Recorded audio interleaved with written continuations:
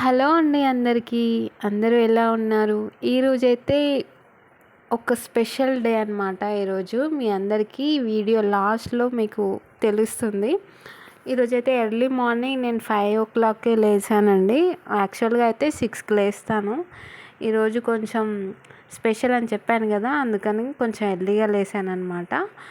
నేనైతే ఈరోజు లేవగానే ఫస్ట్ పప్పు చేద్దాం అనుకున్నాను అనమాట. దానికోసమని అప్పటికప్పుడు చేస్తే బాగుండదని చెప్పి పప్పును కొంచెం క్లీన్ చేసి వాష్ చేసుకొని అది కొంచెం నానబెట్టాను అనమాట. దాంట్లో ఒక టమాటా కూడా వేసాను. అది కట్ చేసి అందులో వేసిన తర్వాత అట్లనే రైస్ కూడా కడిగి పెట్టేసుకున్నా. నానితే బాగుంటుంది కదా. బియ్యం నానబెట్టుకొని ఒక 1 అవర్ తర్వాత రైస్ వండితే చాలా బాగుంటుందండి. మనకు కూడా ఈజీగా డైజెషన్ అవుతుంది అనమాట. నాకు ఈ టైంలో అవి చాలా యూజ్ఫుల్ అనమాట. అందుకోసం అని చెప్పి నేను ముందే లేవగానే ఏదైనా పప్పు చేసేది ఉంటే మాత్రం ముందే లేవగానే నానబెడతాను అనమాట. అలానే రైస్ కూడా కడిగేసుకొని దాన్ని కూడా నానబెట్టేశాను. ఈరోజు ఎర్లీగా లేవడం వల్ల అనుకుంటా కొంచెం నిద్ర కూడా వస్తుంది. కానీ లేట్గా లేస్తే ఏమో మా పాప లేచి ఇక ఆమె వల్ల నేను పని చేసుకోలేను.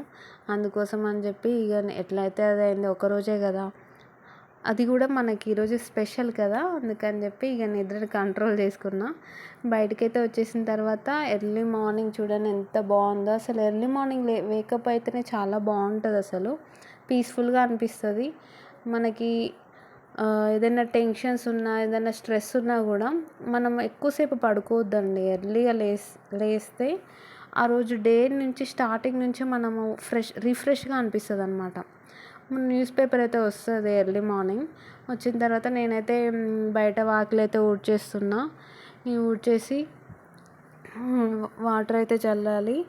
వాటర్ చల్లేసిన తర్వాత ముగ్గు వేసి ఇంకా ఇంట్లో పనులన్నీ స్టార్ట్ చేసుకోవాలి కదా. అందుకని కోసమని ఫస్ట్ అయితే బయట ఊకి ఇలా సాంపి కలర్ ఉంటుంది కదండి, దాంతో కల్లాపి కలర్ ఉంటుంది కదా, అది చల్లుతున్నాను అనమాట. ఇప్పుడు అందరు అదే యూజ్ చేస్తున్నారు కదా. కానీ చెప్పాలంటే అసలు చేతులకి ఆ కలర్ అంటితే మాత్రం అసలు చాలా ఒక 2-3 అవర్స్ వరకు అలానే ఉంటుందండి. నేనైతే వర్క్ చేస్తుంటా కాబట్టి కొంచెం లైట్గా రిమూవ్ అవుతుంది.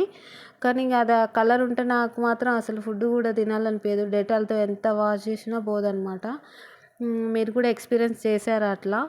ఇంకా బయట అయితే అయిపోయిన తర్వాత ఆరిన తర్వాత ముగ్గేద్దామని చెప్పి ఇంట్లోకి అయితే వచ్చి ఇల్లు అయితే ఊడ్చుతున్నా. ఇల్లు ఊడ్చి ఇంకా లోపలైతే పాప మా హస్బెండ్ అయితే పడుకున్నారు. ఇంకా వాళ్ళు లేవలేదు. వాళ్ళకి సౌండ్ రాకుండా నేను వర్క్ చేసుకోవాలి. ఇది ఒక పెద్ద టాస్క్ నాకు. ఇంకా ఇక్కడైతే ఊడ్చేస్తున్నా. లోపల కూడా ఊడ్చిన కానీ ఆ క్లిప్ పెట్టలేదు. ఇంకా ఇది ఉక్కేసిన తర్వాత ఇల్లు అయితే తుడ్చాలండి. ఇల్లు తుడిచిన తర్వాత ఇంకా నేను రెడీ అవ్వాలి. చాలా పని ఉంది, అసలు పిచ్చి లేస్తుంది. స్పెషల్ డే అన్నా కదా, దాని గురించి మీకైతే కొంచెం చెప్తాను. మనకి అసలు మన లైఫ్లో అసలు ఫస్ట్ డ్రీమ్ అంటే ఏంటి? ఎవరికైనా డ్రీమ్ అంటే ఓన్ హౌస్. ఒక హౌస్ అనేది మనం కన్స్ట్రక్షన్ చేస్తున్నప్పుడు దానికి సంబంధించిన పనులన్నీ మనం చేయలేకపోతే ఎంత ఫీల్ అవుతాం తెలుసా? అది చాలా బాధగా అనిపిస్తుంది. కానీ మన వాళ్ళు చేసినా అంత వాళ్ళు చేస్తున్నారని కాదు, కానీ మనకు మాత్రం వాటిలో పార్టిసిపేట్ చేయనందుకు కొంచెం ఆ బాధ అయితే ఉంటుందన్నమాట. అరే మనం చేయలేకపోయామే అని. ఇప్పుడు ఈ టైంలో నేను చేయొద్దని చేయట్లేనమాట. నేను ప్రెగ్నెంట్ కదా, అందుకోసమని మేమైతే ఏది చేయకుండా వేరే వాళ్ళతో చేయించవచ్చు. అందుకోసమని మా అన్నయ్య వదిననే చేస్తున్నారు. అసలు నాకు డౌట్, అసలు ప్రెగ్నెంట్ టైంలో ఎందుకు ఇల్లు స్టార్ట్ చేయొద్దు అనేది అందరికీ డౌట్ ఉంటుంది. నాకు కూడా ఉంది, భయం కూడా వేసింది. కానీ బాపనని అడిగితే మాత్రం ఆయన చేసుకోవచ్చు, కాకపోతే మీరు చేయొద్దు, 8 మంత్స్ అప్పుడు కూడా చేయొద్దు, ఇప్పుడు 3 మంత్స్ అప్పుడు చేయొచ్చు అంటే మేము స్టార్ట్ చేసామన్నమాట. స్టార్ట్ చేసిన తర్వాత ఇది మా దర్వాజా నిలబెట్టేటప్పుడు ఈ వీడియో తీస్తున్నాను. ఆ స్టార్టింగ్ వీడియో అనేది నేనేం పెట్టలేదు.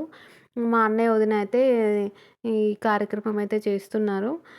ఫస్ట్ అయితే కొబ్బరికాయ కొట్టేసి మా వదిన ఇద్దరు కలిసి చేస్తున్నారనమాట.